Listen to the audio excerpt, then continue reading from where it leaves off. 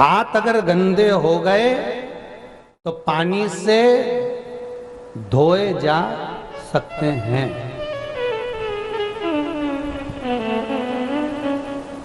कपड़ा गंदा हो जाए तो साबुन से साफ किया जा सकता है। पर शिव कथा कहती है अगर मन गंदा हो जाए तो न पानी से साफ होता है न साबुन से साफ होता है। अगर मन गंदा हो जाए तो केवल सत्संग से ही साफ हो सकता है, बाकी का किसी से साफ नहीं।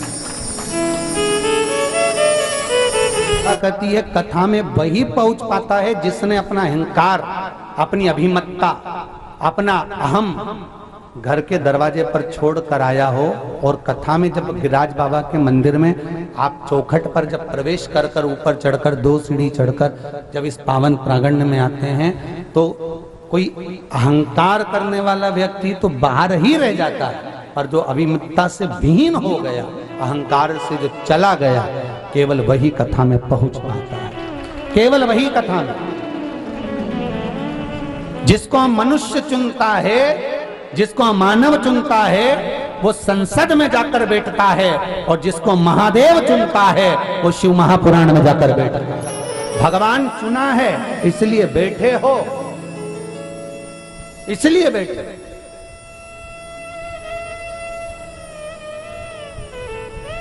और फिर निवेदन करूंगा, मैं फिर आपसे कहूंगा, इस शिव महापुराण को आप साधारण ना समझे। गिरिराज बाबा की साक्षी है, भोलेनाथ जी भी बैठे हैं, स्वयं ठाकुर राधा रानी के साथ बैठे हैं, शंकर भगवान की कथा चल रही है, चारों तरफ भगवान शंकर का नाम स्मरण है। इस पंडाल में केवल ये पंडाल नहीं है महाराज जी, ये केवल पंडाल को इसको परिभाषित नहीं कर सकते।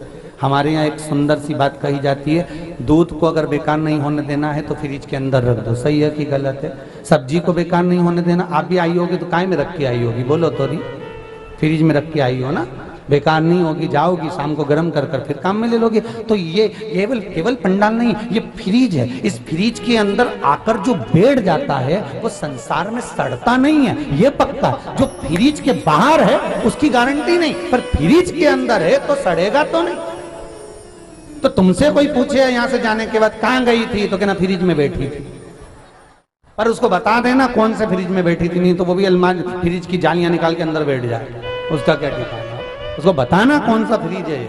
ये फ्रिज वो है जो एक बार जाकर बैठ गया, संसार में सड़ता नहीं, ना काम, ना लोभ, ना विषय, ना आसक्ति, ना तृष्णा, ना वासना, उसमें फिर पड़ेगा नहीं, उसको कुछ भी नहीं सुहाएगा। रात में भी अगर सपना देखेगी तो यही देखेगी शंकर जी की कथा चल रही, महाराज जी बाचरिया मैं सुन रही, गिरिराज मंदिर जा रही, गोवर्धननाथ जी का दर्शन कर रही, श्रीनाथ जी बाबा का आनंद कर रही, उसके मन में बस यही चले। और आप में से कई ऐसे होंगे जिनकी नींद नहीं आ रही होगी, सुबह से उठते से बस कथा ही कथा दिखे, कई तो रात के भी चिल्ला रही होगी, यार पति बेचारा घबरा रहा होगा, कहां से आई है तू, कहां गई थी ऐसे, उसकी बेचैनी बढ़ गई बापड़े की कि तू गई कहां थी, तो कथा में गई थी। जब से कथा चालू हुई है शंकर की, ये वो पुराण है जो चंचुला देवी विधवा हो जाती है तो उसका अखंड सौभाग्य मिल जाता।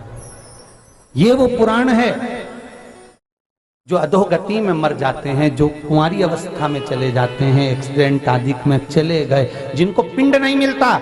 गरुड़ पुराण कहती है कि कुंवारी अवस्था में मरने वाले को पिंड नहीं मिलता, तर्पण नहीं होता, तिलांजलि नहीं होती, ब्रह्म कपाली नहीं होती, उसका श्राद्ध नहीं होता, उसको भोजन नहीं मिलता।